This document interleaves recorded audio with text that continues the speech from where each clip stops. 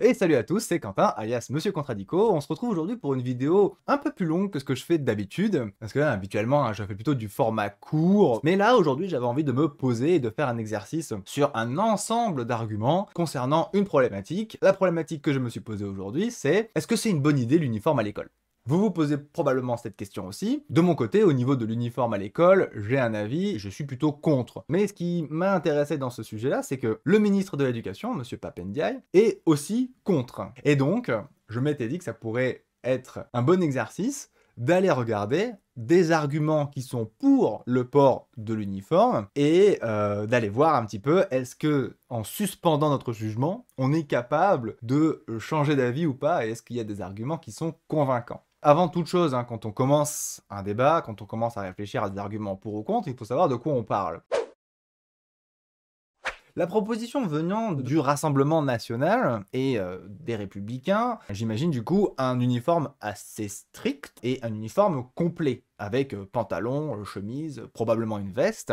Et quand je l'imagine, j'imagine quelque chose comme l'uniforme de la série Elite. J'aime bien cet exemple-là parce que c'est un uniforme qui est à la fois complet, mais c'est un uniforme aussi qui est porté par les élèves de la manière dont j'imagine que les Français porteraient ces uniformes-là. Et je pense notamment au personnage qui est dans le fond, là, au fond à gauche, qui elle est musulmane. Donc il y a cette idée de est-ce qu'elle aurait le droit ou non de porter le foulard. Il y a cette idée que certains vont porter l'uniforme de façon négligée, d'autres certaines filles qui du coup vont plutôt ouvrir la chemise pour être un peu plus sensuelles, et d'autres vont être un peu plus pincées et même rajouter quelques petits accessoires pour faire un petit peu plus prout-prout. Voilà. Donc c'est un petit peu comme ça que j'imagine la proposition.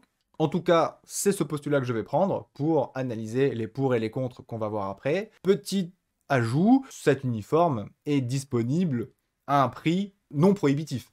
C'est que n'importe qui va pouvoir l'acheter et ça ne devrait pas foncièrement changer le budget vêtements des enfants. Mais ça fait partie du postulat, parce que si c'est une mesure qui exclut les pauvres, je trouve que cette mesure n'a vraiment aucun intérêt. Donc, quoi de mieux qu'un site qui vend des uniformes scolaires pour essayer de nous convaincre que l'uniforme scolaire, c'est une bonne idée? Eh bien, c'est exactement ce que j'ai trouvé avec le site monuniformescolaire.fr qui a fait un article qui recense tout plein de pour et de contre concernant l'uniforme. L'article commence donc: dans bien des pays du monde, l'uniforme scolaire est une évidence. On n'imaginerait même pas qu'un élève puisse aller à l'école dans un autre accoutrement.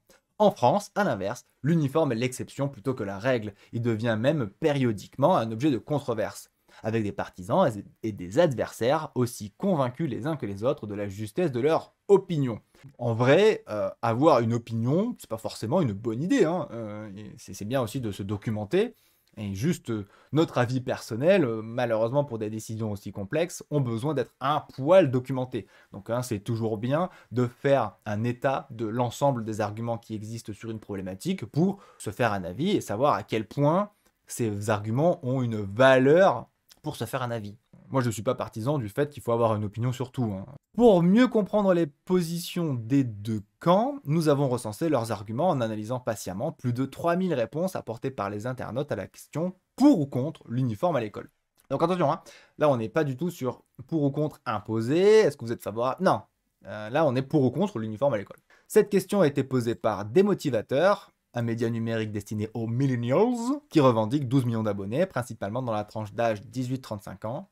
Les résultats de cet appel à contribution n'ont pas de valeur de sondage, c'est très bien de le préciser, puisque rien ne garantit que les répondants soient représentatifs de la société française. Bah oui, ça c'est très bien de le dire. Ces sondages comme ça, il y a tellement de biais qu'il serait difficile de les considérer comme étant une preuve d'un avis. Néanmoins, les 3000 commentaires ainsi recueillis constituent un riche matériau pour caractériser les points de vue en présence. Au niveau des commentaires, peut-être. Au niveau des résultats, bof. À titre indicatif, notons d'abord que 89% des répondants se sont exprimés en faveur de l'uniforme scolaire. Mais attends, venir donner cette information-là va du coup forcément influencer l'opinion que les gens ont de ce sujet-là. Donc là, je serais dans un tribunal, ce serait objection votre honneur. Cette information-là n'étant pas une preuve, on ne devrait même pas en avoir connaissance. Parce que quand on a entendu quelque chose, là tout de suite, hop, ça crée l'ancrage qui est de se dire, ah ouais, ok, il faut pas le prendre en compte, mais il y a quand même 89% des gens qui sont d'accord. Donc là, on est clairement sur un énorme appel à la sagesse populaire en disant que bah, si t'es pas pour, c'est que tu fais partie des 11% restants. Méfions-nous. 8% en défaveur et 3% n'ont pas donné d'opinion tranchée. Cependant, répétons-le, ces chiffres n'offrent aucune garantie de représentativité. Ouais, enfin, vous l'avez dit quand même. C'est bien, hein, c'est déjà énorme et c'est assez rare dans tout ce que je peux lire de mettre cette prudence dans l'utilisation des statistiques, des sondages et tout ça. Mais bon, voilà, dire quelque chose et de dire que c'est pas représentatif derrière, bon bah vous l'avez dit quand même. Et par conséquent, ne saurait être interprété comme l'expression de l'opinion générale des Français. Bon, voilà, mais en gros, si vous aimez des motivateurs, vous pouvez vous sentir ciblé. Donc, un petit peu biaisé, il faut faire attention aux informations qu'on donne, et c'est l'exercice que j'essaie de faire dans mes vidéos. Hein. J'essaye toujours de vous choisir des informations, si elles vont vous influencer quand même dans le bon sens de ce que j'ai lu au global. Mais alors, qu'en est-il vraiment de l'opinion des Français à ce sujet-là? Hugo Décrypte en a fait un sondage il y a quelques temps. Exact. Voilà. Donc, êtes-vous favorable à l'instauration d'un uniforme à l'école? On est à plutôt oui, donc on est à 48% de oui plutôt oui et 38%, 40% de non plutôt non et 11% de sans opinion. C'est marrant, ça fait pas 100%, il doit y avoir des virgules derrière. Pourtant, la cible de Démotivateur et de Ego Décrypte, à mon avis, sont plutôt les mêmes, même si peut-être Démotivateurs sont peut-être un poil plus âgés que celle de Hugo Décrypte. En tout cas, voilà, on est quand même sur un favorable, plutôt oui, au-dessus du non. Vous avez vu que moi j'ai voté sans opinion, parce que tout simplement j'estime qu'on peut ne pas avoir d'avis. Hein, dans la vie n'est pas une fausse dichotomie où il faut avoir un avis sur tout. Dans la vie, c'est pas je crois, je ne crois pas, ou c'est plutôt je crois, je ne crois pas parce que j'ai assez d'informations pour me faire un avis, ou j'ai pas assez d'informations pour me faire un avis, et bah, je ne sais pas. Et ça, c'est possible. Il ne faut pas avoir honte de ne pas savoir ou de ne pas avoir d'avis. Hein, on n'est pas obligé de pouvoir débattre sur tout si on n'a pas assez d'informations à notre disposition. Donc, chez Hugo Décrypte, ils sont plutôt pour. Et qu'en est-il si on faisait un vrai sondage? Eh bien, il y en a un. Selon un sondage BVA pour RTL et Orange, 63% des Français sont favorables au port de l'uniforme à l'école. Les femmes sont 67% à se prononcer pour, les hommes y sont favorables à 60%. Et d'ailleurs, c'est marrant comme résultat, j'avoue que je m'attendais vraiment à ce que les femmes soient moins fans que les hommes. Ce qui est marrant, c'est que ce genre de sondage-là balaye certains stéréotypes. Ok, pourquoi pas? En tout cas, on n'obtient pas les résultats de 89%, mais en tout cas, on voit quand même que se dessine le fait que si un référendum demain était proposé à la population française pour décider si on mettait en place un uniforme ou non en place, eh bien, il semblerait quand même que le oui l'emporterait. Donc, argument de la sagesse populaire, les gens, en fonction de leur vécu et de leur ressenti, sont plutôt pour. Donc, c'est un argument. Si vous êtes pro-démocratie, eh bien, cet argument-là peut-être vous convaincre que c'est une bonne idée. Moi, personnellement, ça ne me convainc pas des masses. Hein. Moi, je suis pas Moi, la sagesse populaire, c'est pas un argument qui suffit à me convaincre. À la limite, ça va suffire à me convaincre à aller tester un restaurant. Voilà, si un restaurant a une bonne note sur les sites de réservation, je vais plutôt peut-être le privilégier, mais ça va s'arrêter là, quoi. Sur une décision aussi importante que l'uniforme en France, dans les écoles, non, l'opinion populaire ne me suffira pas. Ceux qui plaident pour le port de l'uniforme invoquent le plus souvent les raisons suivantes. Construire l'identité collective. L'uniforme contribue à la construction d'une communauté scolaire, il donne une visibilité interne et externe à l'établissement, il aide à créer un sentiment d'appartenance et de fierté. Alors, construire l'identité collective, l'uniforme contribue à la construction d'une communauté scolaire, oui. Il donne une visibilité interne et externe à l'établissement, ça clairement, hein, là on est sur de la banale publicité. Quand je vais me balader dans la rue, je vais aller manger entre midi et deux, voilà, je vais porter les couleurs, le blason de l'école, donc je vais participer à augmenter la visibilité de l'établissement. Et en plus, si c'est un établissement qui est coté, derrière, les gens vont avoir envie d'avoir l'uniforme. Hein, c'est un petit peu l'effet que peut-être que peut faire l'uniforme des gens qui sont à Polytechnique. Hein, quelqu'un qui a l'uniforme de Polytechnique, on se dit, ah, voilà, ouais, c'est un polytechnicien, quoi. Donc voilà, ça peut créer quand même une certaine aura, pourquoi pas. En revanche, il aide à créer un sentiment d'appartenance et de fierté. Ça dépend. Ça dépend, parce que oui, quand on vient d'une école prestigieuse, peut-être, mais peut-être que quand on n'est pas dans une école prestigieuse, ça marche peut-être pas, et c'est peut-être ça qui explique ce que j'ai pu lire d'une étude américaine. Donc j'ai lu la vulgarisation du site de la RTBF, hein, donc tous les liens sont évidemment en description, hein, pour que vous puissiez aller vous faire un avis.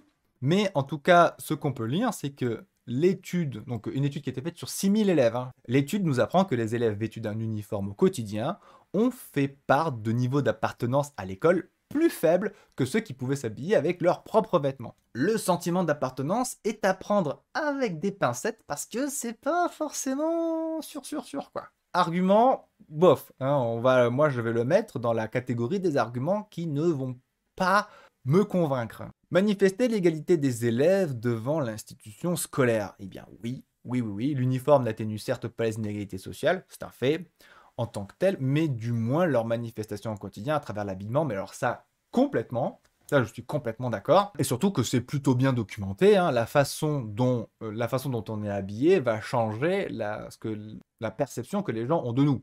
Hein, il me semble que c'est dans Influence et manipulation de Robert Cialdini, où on a l'expérience du pompier qui va demander de l'argent dans la rue et de la personne qui va être habillée en SDF qui va demander de l'argent dans la rue, bah, le pompier va avoir plus de succès que le SDF. Donc oui, la façon dont on est habillé va changer la façon dont les gens nous perçoivent. Et donc, si on a l'air d'un pauvre, on va être traité comme un pauvre, et si on a l'air d'un riche, on va être traité comme un riche, avec tous les stéréotypes qui vont derrière. Peut-être, et ça j'aimerais bien que ça soit le cas, mais là, je ne crois pas que ça soit documenté, j'ai rien lu à ce sujet, que avec l'uniforme, peut-être que des liens entre personnes vont se créer alors qu'ils ne se seraient peut-être jamais parlé s'ils n'avaient pas eu l'uniforme, parce que par exemple le pauvre n'aurait pas osé parler au riche, ou le riche aurait eu peur du pauvre, ou j'en sais rien. Voilà, donc peut-être ce truc-là, voilà. Là, disons que pour moi c'est un argument qui est intéressant, qui a quand même pas mal de valeur. Un bon plus. Affirmer la spécificité du cadre scolaire. Donc là, c'était l'inverse.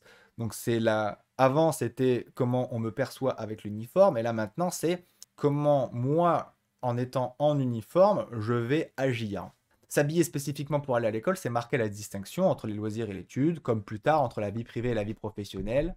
C'est rappeler jour après jour la vocation particulière de l'école, ses règles, les droits et devoirs qu'elle instaure pour chacun en son sein. Alors, eh bien, l'étude dont on a parlé tout à l'heure donne un tout petit peu de grain à moudre à cet argument-là en disant que les scientifiques déclarent toutefois que les élèves à faible revenu, fréquentant des écoles dans lesquelles l'uniforme était obligatoire, étaient légèrement plus assidus. Voilà. Que faire de cette information ?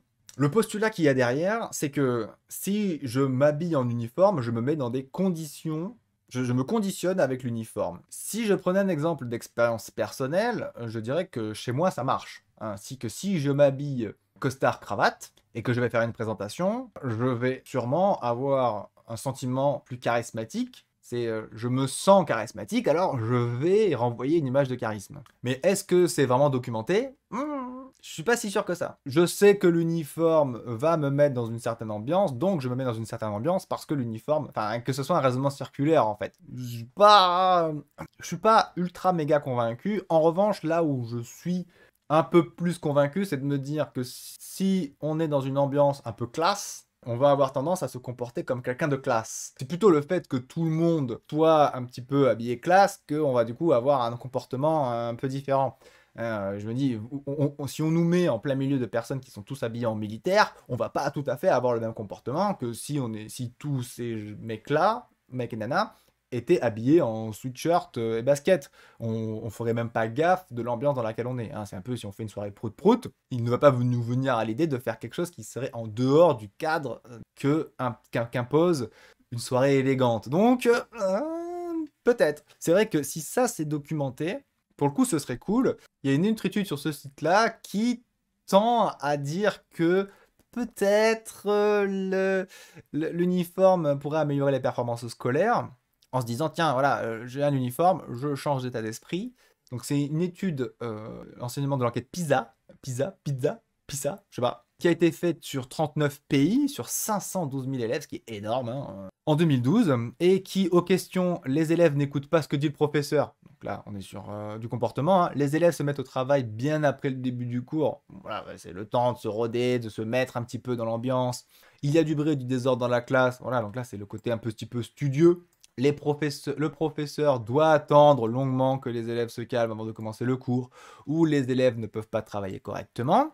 Eh bien, à toutes ces questions-là, en bleu, c'est les établissements avec uniforme, en orange, les établissements sans uniforme. Eh bien, à chaque fois, les établissements avec uniforme sont meilleurs que les établissements sans uniforme.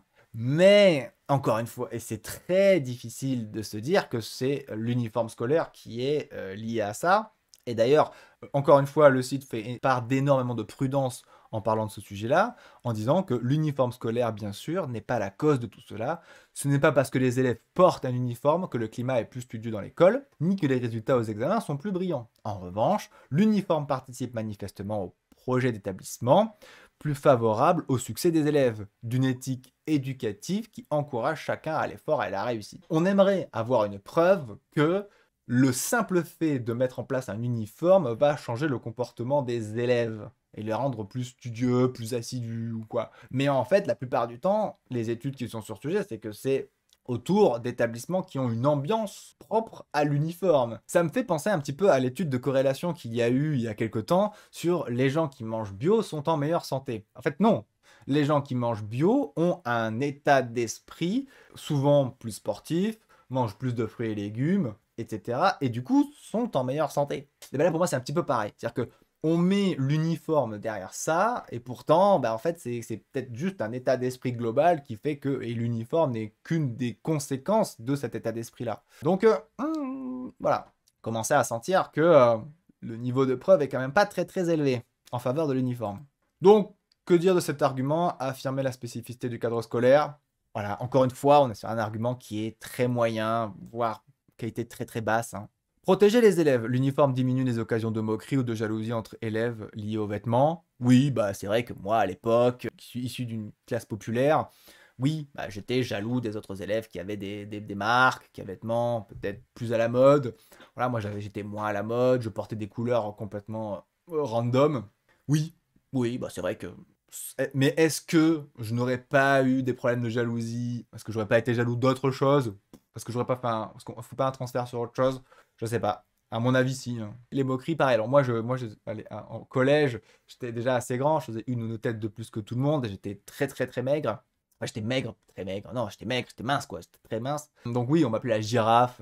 Donc est-ce que l'uniforme n'aurait pas encore plus renforcé ma différence par rapport aux autres, et du coup aurait accentué les moqueries là où des vêtements auraient pu cacher et diminuer cet effet de grandeur? Je sais pas. Là, pareil, c'est compliqué de se dire qu'il n'y a pas de transfert qui va s'opérer. Encore une fois, argument que je trouve pas ultra convaincant, hein, mais peut-être que je suis biaisé. Et ensuite, potentiellement aussi la pratique du racket. Mais alors ça, oh là là. Mettre en place un uniforme pour limiter les moqueries et la jalousie, pourquoi pas? Mais franchement, est-ce que ça vaut le coup de mettre en place une énorme campagne comme ça, alors qu'il y a plein d'autres choses à faire? Est-ce que vraiment la priorité? J'en suis pas sûr. Mais alors, mettre en place un uniforme pour enlever la pratique du racket, mais c'est tellement un aveu d'impuissance que ça me désole, mais complètement. On enlève des choses pour éviter que les gens se fassent agresser, racketter ou voler. C'est-à-dire que les gens se disent, tiens, voilà, oui, mais c'est une bonne idée d'enlever des choses pour éviter qu'on se les fasse voler. Non mais cette idée que je vais m'empêcher de posséder quelque chose parce que je vais me le faire voler ou agresser pour, c'est vraiment... J'ai échoué avant même d'avoir essayé, quoi. Donc, hein, c'est un petit peu comme... attention, il y a des gens, c'est des tueurs, donc il faut à tout prix leur enlever la possibilité de tuer d'autres gens. C'est débile. Donc c'est pour ça qu'on les met en prison, hein. C'est pour ça que ces gens-là, on les met en prison. Mais du coup, on met la personne qui est responsable en prison. On va pas empêcher tout le monde de vivre parce qu'il y a des tueurs dans la vie. Et pour moi, le racket, c'est pareil. C'est pas parce qu'il y a des gens qui volent qu'il faut enlever les tentations des voleurs. Il faut se poser la question de pourquoi il y a des voleurs dans notre société. Pourquoi est-ce que cette personne a besoin de voler? C'est vraiment un argument de j'ai perdu foi en l'humanité, donc j'enlève les possibilités de vol. Ridicule. Éduquer les enfants à la sobriété, bon, là, Pas du tout. La France, symbole de l'élégance et de la classe à l'étranger, n'a pas d'uniforme à l'école. L'Angleterre a un uniforme. Je ne sais pas si c'est sur toutes les écoles, mais en tout cas, l'Angleterre a cette idée que l'uniforme existe, et pourtant, c'est le siège même de la fast fashion. Là, il manque une preuve. C'est-à-dire que, est-ce que vraiment les élèves qui sont éduqués avec un uniforme vont être plus sobres? Pas sûr, pas sûr. Et enfin, simplifier la routine quotidienne pour les enfants et les parents, ben là évidemment, hein, moi de toute façon je fais partie de ces gens qui pensent que trop de choix nuit au choix. Moi dans ma vie quotidienne, je n'ai que quelques tenues en fonction de toutes les situations. J'adapte ma tenue en fonction des situations, mais j'en ai pas 36 000. C'est-à-dire que si je dois faire une présentation, ben voilà, je sais que je vais mettre cette chemise, ce pantalon et ces chaussures-là. Si je vais sortir avec des copains, j'ai ce pull, ce pantalon, ces baskets-là, voilà, et basta. Et je fais même pareil pour la bouffe, c'est-à-dire que je mange quasiment toujours la même chose. Voilà, si on estime que ça prend 10 minutes de réflexion sur la tenue que l'enfant va mettre le lendemain, sans compter le temps de faire les courses pour acheter les vêtements au gamin, si on imagine qu'il y a 150 matins où le gamin va à l'école, et que sur 12 ans, voilà, bah 150 fois 10 fois 12, ça fait 1500 minutes, divisé par 60, 300. Donc ça fait 300 heures d'économiser sur 12 ans. Bah, l'équivalent de 2 mois de travail à 8 heures par jour. Ouais, c'est pas dégueu quand même. Tu as le temps de gagner pour passer plus de temps. Quand on sait qu'après 18 ans, les gamins, on les voit quasiment plus, bah voilà, peut-être que ces 10 minutes là par jour pour les vêtements, c'est gagné pour passer plus de temps ensemble à faire autre chose. Bon, ouais, est-ce que c'est vraiment un argument? J'aime l'idée, hein, j'aime l'idée. Cet argument doit être pris en compte, mais franchement, pas fou comme argument. Je pense qu'il y a un argument qui est pas cité parce que je pense qu'il est un peu plus réac, c'est l'idée de faire disparaître les signes de religion. Hein, je pense que derrière l'idée de l'uniforme républicain, de cette idée de laïcité, tout ça, je pense que l'objectif de mettre en place l'uniforme, ils ont derrière la tête de faire disparaître le voile. Donc c'est un argument pour les gens qui sont contre le voile, et évidemment c'est un argument contre pour les gens qui sont pour le port du voile. Donc, est-ce que ces arguments ont suffi à nous convaincre? Bah non. Bah non. Bah non, parce que les études sur le sujet sont mitigées. J'avoue ne pas comprendre pourquoi les gens sont quand même positifs là-dessus. Allons voir les arguments contre. Face à ces arguments, ceux qui plaident contre le port de l'uniforme à l'école répondent tout d'abord que l'uniforme ne saurait à lui seul atteindre les objectifs qu'on lui assigne.